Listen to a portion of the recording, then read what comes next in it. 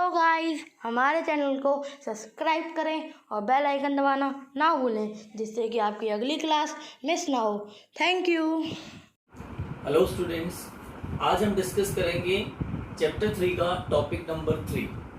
तो topic number 2 में हमने graphical representation of linear equations के बारे में डिस्कस किया था। टॉपिक नंबर 3 में हम डिस्कस करेंगे जो इस चैप्टर का मेन पर्पस है। मैंने आपको बताया था इस चैप्टर में मेनली आप क्या सीखने वाले हैं। इस चैप्टर में मेनली आप सीखने वाले हैं to solve for X and Y, find the values of X and Y. ठीक है, तो आज हम बात करेंगे उसी टॉपिक के बारे में।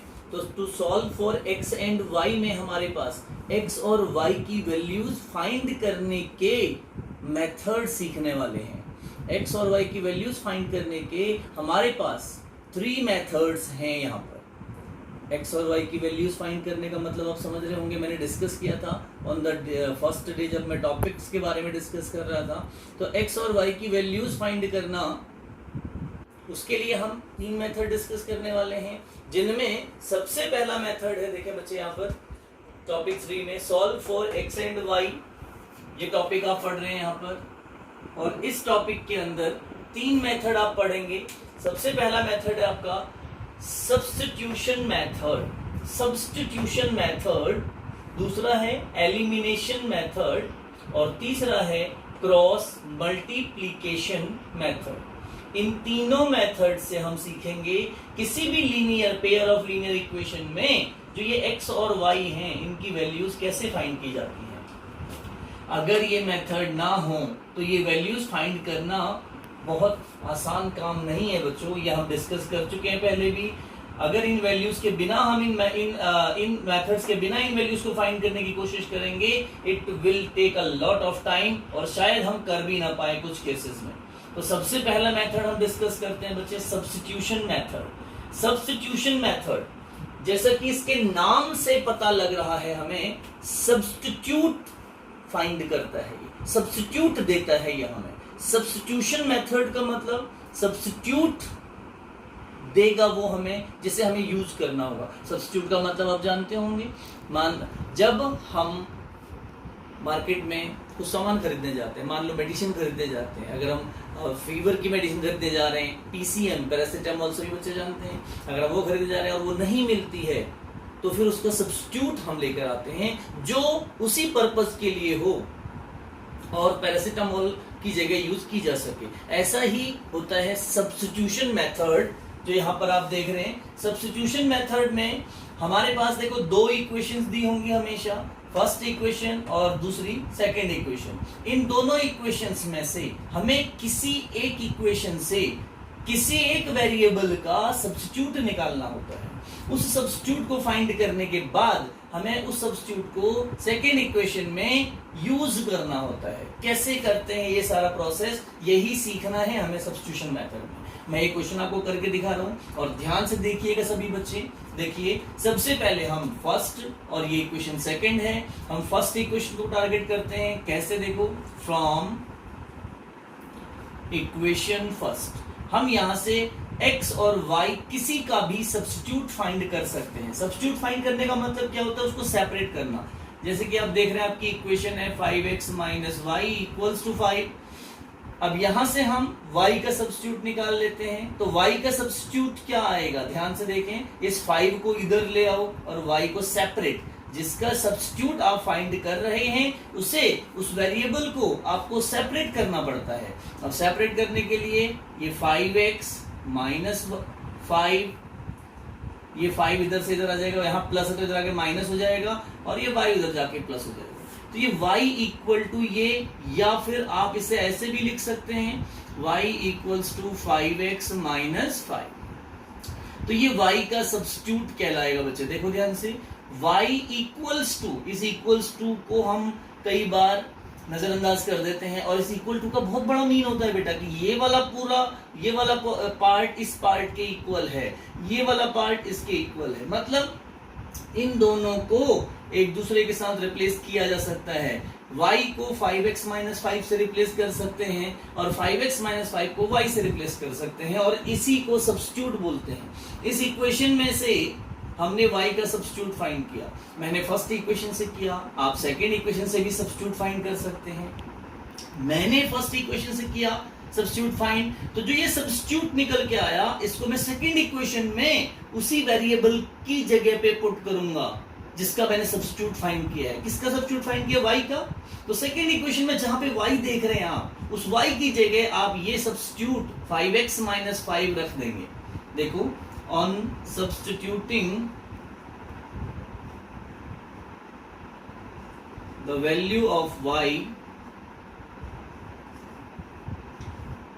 इन इक्वेशन सेकेंड, ध्यान से देखें बेटा, मैंने फर्स्ट इक्वेशन से y का सब्स्टिट्यूट फाइंड किया और सेकेंड इक्वेशन में पुट कर रहा हूं। अगर आप सेकेंड इक्वेशन से फाइंड करते हैं सब्स्टिट्यूट तो फर्स्ट में पुट करेंगे, और आप सब्स्टिट्यूट x का भी फाइंड कर सकते हैं, y का भी फाइंड कर सकते हैं, जो आपको इजी लगे दोनों में से। ठीक है, देखें आप ध्यान से, y की वैल्यू हमें पुट करनी है सेकेंड इक्वेशन में, और सेकेंड इक्वेशन है आपकी x + 2y = 1, तो x + 2 × y का सब्स्टिट्यूट ध्यान देना 5x - 5 था, और उसको हम y की जगह पुट करने वाले हैं 5x - 5 और = 1। आई होप इतना क्लियर हुआ होगा।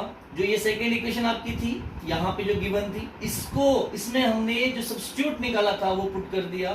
पुट करने के बाद इसको सिंप्लीफाई करना है, 2 × 5 = 10x और -10 और = 1।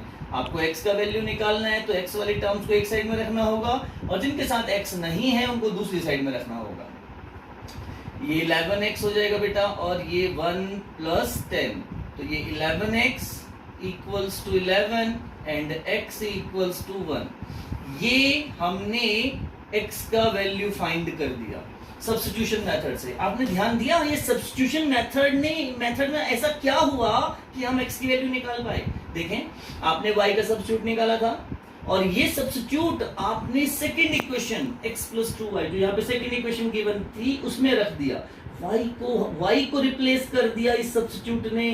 इसका मतलब y को रिप्लेस किया तो y हट गया यहाँ से, y रिमूव हो गया यहाँ से, और जब y हट गया तो y की जगह जो रिप्लेस्ड वैल्यू थी 5x - 5, और इस पूरी इक्वेशन में जहां दो वेरिएबल एक साथ थे वहां पे सिंगल वेरिएबल रह गया। और सिंगल वेरिएबल जब रह जाता है तो ये क्वेश्चंस हम 8th क्लास 7th क्लास से सॉल्व करते आ रहे हैं कि अगर एक वेरिएबल रहेगा तो उसको हम इजीली ट्रीट कर सकते हैं, इजीली उसकी वैल्यू फाइंड कर सकते हैं बाय दिस वे। तो ये x का वैल्यू 1 आ गया यहाँ पर।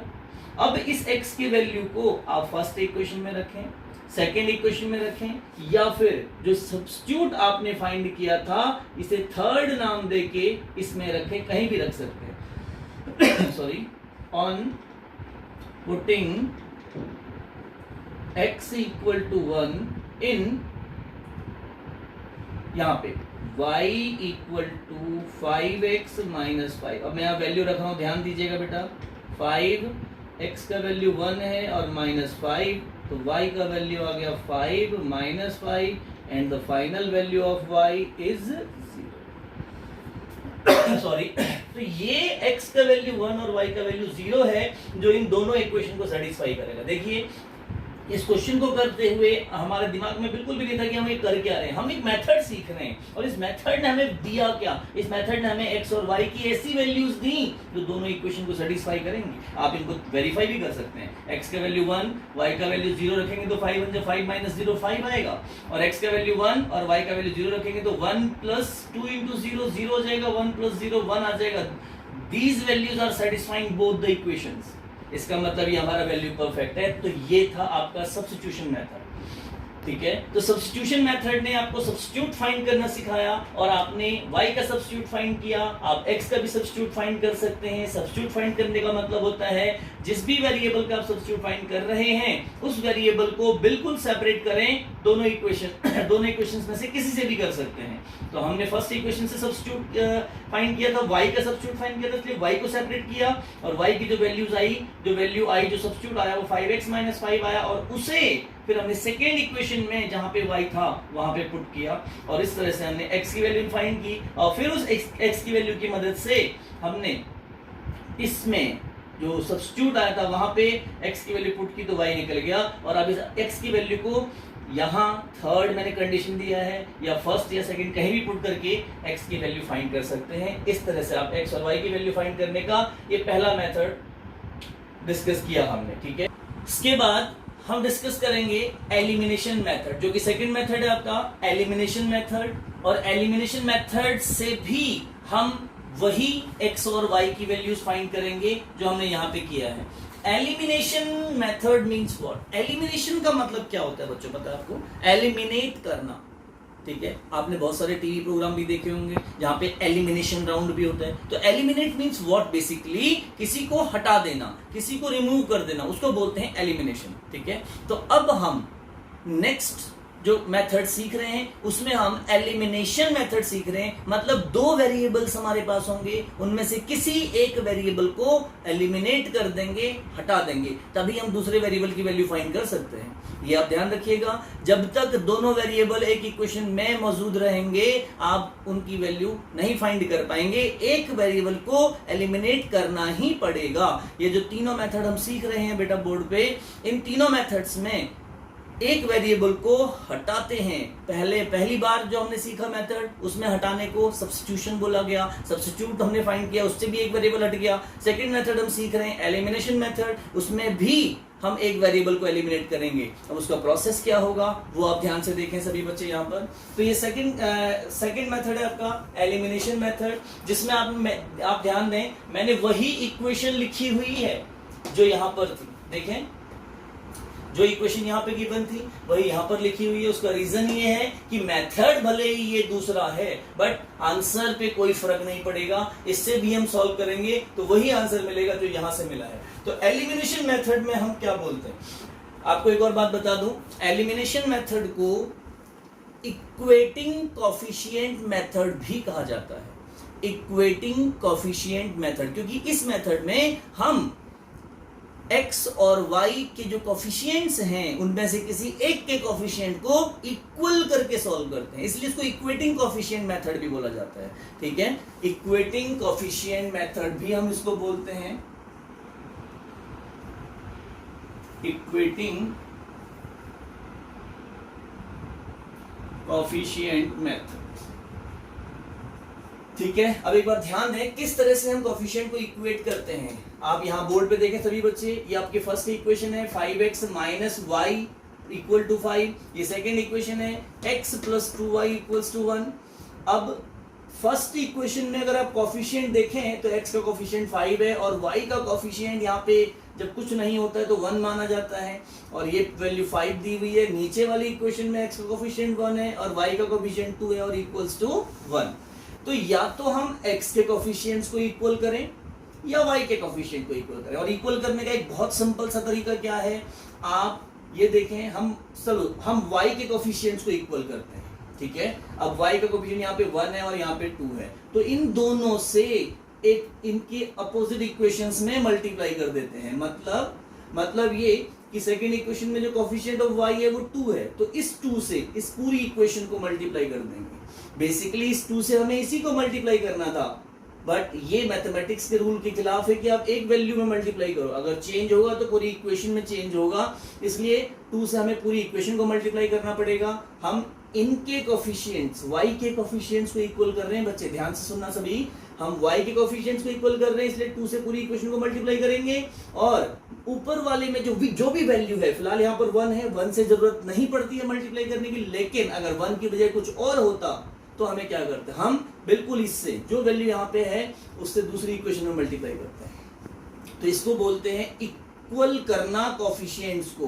कोफिशिएंट्स को इक्वल कर रहे हैं, y के कोफिशिएंट्स को इक्वल कर रहे हैं हम, और आप x के कोफिशिएंट्स को भी इक्वल कर सकते हैं। तो उस केस में आप ऊपर 1 से मल्टीप्लाई करेंगे और नीचे 5 से मल्टीप्लाई करेंगे। फिलहाल हमने यहाँ पे क्या किया, देखें, 2 से ऊपर मल्टीप्लाई किया और 1 से नीचे। क्यों किया? क्योंकि हम y के कोफिशिएंट को इक्वल कर रहे हैं। अब यहाँ आप लिखना चाहें तो लिख भी सकते हैं, on multiplying equation 1 by 2 and equation 2 by 1। ठीक, अब लिखने के बाद 2 5 जा 10x, 2 1 जा 2y और 2 5 जा 10। इस 2 से तीनों को मल्टीप्लाई कर दिया और 1 से जब मल्टीप्लाई करेंगे तो ये एज इट इज रहेगा और ये आपका नया पेयर ऑफ इक्वेशन आ गया मल्टीप्लाई करने के बाद, चेंज जो भी हुए हैं। इसके बाद आप देखें बेटा, जो वेरिएबल हम इक्वेट करते हैं उसको इक्वल करने का पर्पज उसको काटना होता है, उनको सबट्रैक्ट करना होता है, मतलब वो वैल्यूज कट जानी चाहिए, सबट्रैक्ट हो जानी चाहिए। और आप यहाँ पे देख रहे हैं बेटा, ये -2y है और ये +2y है, ये सबट्रैक्ट हो रहा है, तो आप इसको डायरेक्टली ऐसे काट सकते हैं। लेकिन यहाँ पे आपको रीजन देना पड़ेगा इसको काटने से पहले। क्या देखें, आप इसमें कौन सा कैलकुलेशन मैनिपुलेशन क्या कर रहे हैं, तो आप लिखेंगे ऑन एडिंग। क्या लिखेंगे यहाँ पर आप? On adding equation 1 and 2। इन दोनों इक्वेशंस को आप ऐड कर रहे हैं। अगर इक्वेशन 1 एंड 2 नहीं भी लिखते हैं तो ऑन एडिंग यहाँ पे आप जरूर लिखें। ऑन एडिंग का मतलब क्या है? ये जो इक्वेशंस आप देख रहे हैं, ये दोनों इक्वेशंस की जो साइन हैं वो जैसे हैं वैसे ही हम उनको सॉल्व कर रहे हैं। ऑन एडिंग का मतलब अगर यहाँ पे ऑन सबट्रैक्टिंग लिखा होता तो सबट्रैक्टिंग में बेटा पहले इक्वेशन में से दूसरे वाले को जब सबट्रैक्ट करते हैं तो दूसरे वाले के साइन चेंज कर देते हैं, ये आप जानते होंगे। जब आप माइनस लगाने के बाद वाली वैल्यू लिखी जाती है तो उसके साइन चेंज हो जाते हैं सारे। तो ऑन सबट्रैक्टिंग की फिलहाल रिक्वायरमेंट हमें नहीं है। रिक्वायरमेंट इसकी होती अगर ये दोनों साइन सेम होते। मान लो यहाँ पे प्लस होता तो आप देखें जो हमने इक्वल किया, y वाला वेरिएबल इक्वल किया और ये कट नहीं रहा है। अभी मैंने ये क्या कहा था कि हम इक्वल क्यों करते हैं? हम इसको इक्वल करते इसलिए हैं ताकि ये दोनों वेरिएबल कट जाएं, खत्म हो जाए, जीरो हो जाए। बट अगर ये दोनों पॉजिटिव होते तो ये तो जीरो नहीं होते, तो फिर हमें क्या लिखना पड़ता?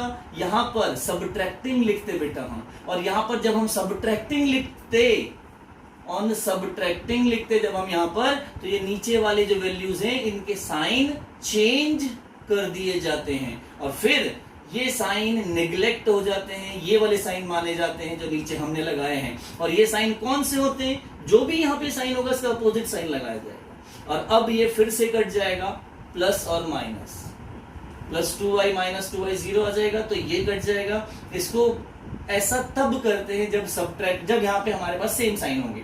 फिलहाल आप देख रहे हैं हमारे पास यहाँ पर एक साइन माइनस है और एक साइन प्लस, तो यहाँ पे हमें लिखना है ऑन एडिंग। क्या लिखना है? On adding. और ऑन एडिंग लिख के +2y और -2y कैंसिल, और ये दोनों पॉजिटिव हैं तो 11x और ये भी 11 और x का वैल्यू 1।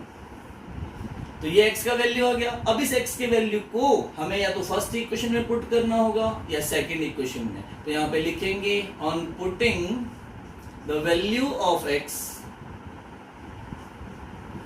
इन इक्वेशन फर्स्ट में पुट कर सकते हैं 5x - y = 5, 5 × 1 - y = 5, तो -y = 5 - 5 हो जाएगा बेटा, तो -y = 0, तो y का वैल्यू 0। तो आपने देखा ये हमारा एलिमिनेशन मेथड है।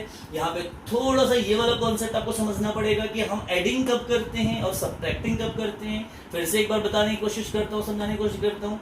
जब जिन भी वेरिएबल्स को हम इक्वल करते हैं, अगर उन वेरिएबल्स के साइन सेम हैं तो ऑन सबट्रैक्टिंग लिख के बाद वाले इक्वेशन के साइन चेंज कर दिए जाते हैं। अगर उनके साइन जिनको हमने इक्वल किया है उनके साइन ऑलरेडी डिफरेंट हैं, वो कट रहे हैं, तो ऑन एडिंग लिखा जाता है। ठीक है, तो ये ध्यान रखें आप लोग। तो ये आपका एलिमिनेशन मेथड है और यही मेथड सबसे ज्यादा पॉपुलर मेथड है बच्चों, क्योंकि इसी मेथड से आप एक बार मैं इसी क्वेश्चन को यहाँ पे करने की कोशिश करता हूँ। एक बार ध्यान दीजिएगा आप लोग, इसी क्वेश्चन को इन कोफिशिएंट्स को इक्वल करके मैं करने की कोशिश करता हूँ। 5x - y = 5 और 1x + 2y = 1। आप सभी बच्चे ध्यान से देखें इधर।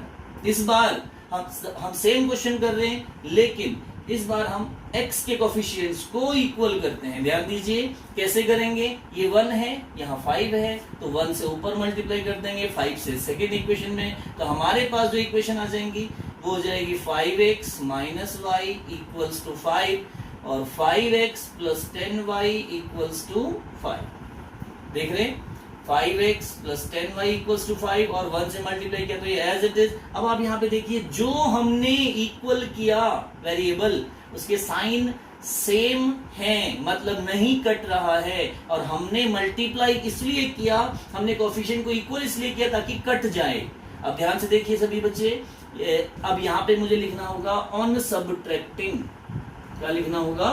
On subtracting. तो ये माइनस और ये माइनस, जो भी यहाँ पे साइन थे इनके अपोजिट साइन लग गए, ये नहीं माने जाएंगे, और ये कट गया। देखिए यहाँ पे आ जाएगा माइनस 9y, देखिए 11y, sorry, minus 11y, minus 10 और माइनस 1, और इधर 5 माइनस 5 0, और y इक्वल्स टू 0। देख रहे हैं आप, सेम वैल्यू आ गया।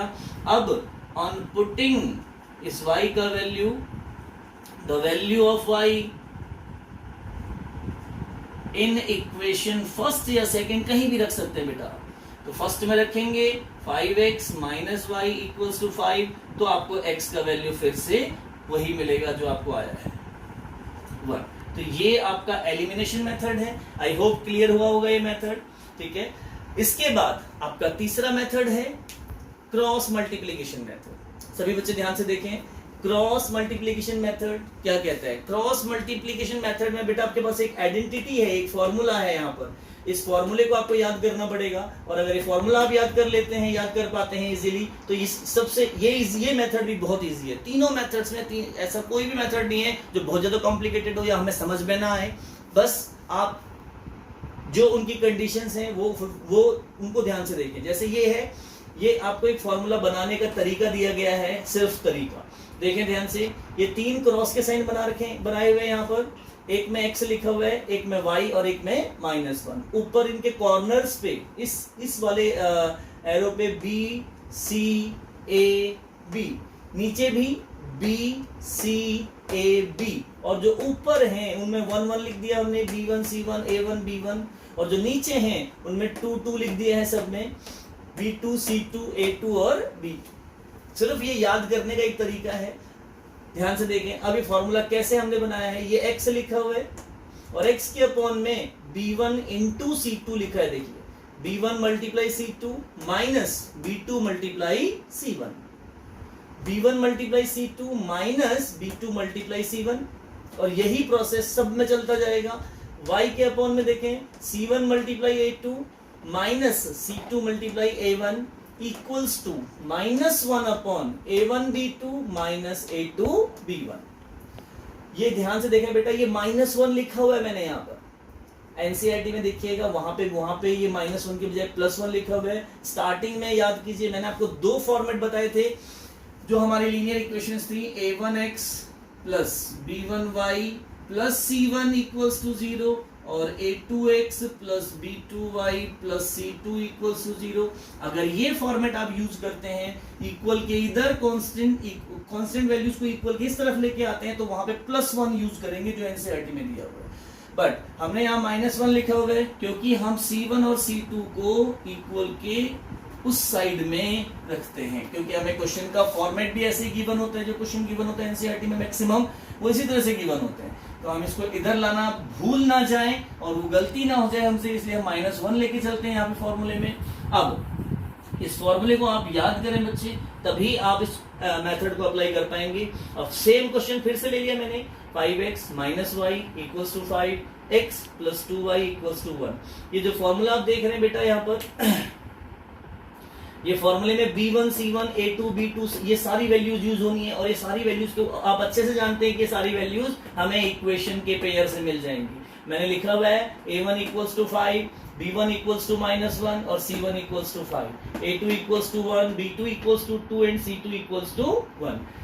तो ये फॉर्म आपको कुछ भी नहीं करना, इन वैल्यूज को उठा के जहां पे हमें वो V1 C1 A1 B2 जो दिए हैं वहां पे पुट करना है। आप इजीली इस क्वेश्चन को कर पाएंगे। अब रही इस फॉर्मूले की बात, की फॉर्मूला आता कहां से है, तो बेटा A1x जो हमारा इक्वेशन फॉर्मेट है, उस इक्वेशन फॉर्मेट में अगर आप एलिमिनेशन मेथड लगाते हैं तो ये फॉर्मूला भी मिलता है। फिलहाल हम इसको भी डिस्कस सॉल्व करते हैं। देखें एक बार सभी बच्चे, x अपॉन में B1 C2 minus B2 C1, y upon C1 A2 minus C2 A1, और -1 upon A1 B2 minus A2 B1। सभी बच्चे ध्यान से देखें, सिर्फ वैल्यूज रखनी है बेटा यहाँ पर। सिर्फ वैल्यूज रखनी है। ध्यान से देखिएगा सभी बच्चे। B1 वहां देखिए B1 का वैल्यू है -1 इंटू C2 1, फिर उसके बाद माइनस B2 C1, B2 का वैल्यू है 2 और C1 का वैल्यू है 5। ये रख दिया हमने। इसके बाद नेक्स्ट y के अपॉन में आएगा C1 A2, C1 का वैल्यू 5 और A2 का value 1 minus C2 A1, C2 का वैल्यू है 1 और A1 का वैल्यू है 5। उसके बाद -1 अपॉन A1 B2, A1 का वैल्यू हमारे पास 5 है और B2 का value 2 minus A2 B1 1 into -1। ये सारी वैल्यूज हमने रख दी हैं। अब इनको हम सॉल्व कर रहे हैं। ध्यान से देखिएगा। -1 प्लस 10, -1 और -10 आ गया इधर, और y के अपॉन में 5 1 जा 5 -5 और -1 के अपॉन में देखिए यह आएगा 5 2 जा 10 और +1। अब इसको हमें किस तरह से सॉल्व करना है, ध्यान से देखें। ये -11 हो गया और y अपॉन 0 और -1 अपॉन 11। अब लास्ट में हमें क्या करना होता है, सभी ध्यान से देखें। एक बार x वाली टर्म को इंडिपेंडेंट टर्म के साथ लेना होता है, एक बार y वाली टर्म को इंडिपेंडेंट टर्म के साथ लेना होता है। तो ये आ जाएगा x upon -11 equals to -1 upon 11 और क्रॉस मल्टीप्लाई कीजिएगा तो आपको मिलेगा 11x इक्वल्स टू +11, क्योंकि माइनस माइनस प्लस हो जाएगा, और x इक्वल्स टू 1। ये x का वैल्यू आ गया फिर से आपके पास। और y upon 0 equals to -1 upon 11, तो 11y इक्वल्स टू 0 और y इक्वल्स टू 0। तो ये आपने देखा तीसरा मेथड जो क्रॉस मल्टीप्लिकेशन मेथड है। और इस क्रॉस मल्टीप्लिकेशन मेथड में सबसे इंपॉर्टेंट है बच्चे ये फॉर्मूला। अगर ये फॉर्मूला आप इजीली लर्न कर लेते हैं तो इस फॉर्मूले से आप कोई भी क्वेश्चन बहुत आसानी से कर सकते हैं। बस ये ध्यान रखिएगा कि जो इस फॉर्मूले को यूज करते हुए जब यहाँ पे आप -1 लेंगे तो आपका equation format A1x plus B1y equal to C1 और A2x plus B2y equal to C2 इस फॉर्म में होना चाहिए। अगर आप यहाँ -1 नहीं लेते हैं तो ये दोनों C1 और C2 इक्वल के इस तरफ लेने होंगे। तो उम्मीद करता हूं आपको ये टॉपिक क्लियर हुआ होगा। इन पे बेस्ड क्वेश्चंस आपकी एनसीईआरटी में और बहुत सारे एडवांस क्वेश्चन हैं, क्योंकि ये ही मेन टॉपिक है आपके इस चैप्टर का। इसमें और बहुत सारी चीजें आपको सीखनी है। उसके लिए इंतजार करते हैं नेक्स्ट वीडियो का, और हमारे इस चैनल को बेटा सब्सक्राइब जरूर करें ताकि आपके साथ साथ और सभी बच्चों को मदद मिल सके। Thank you.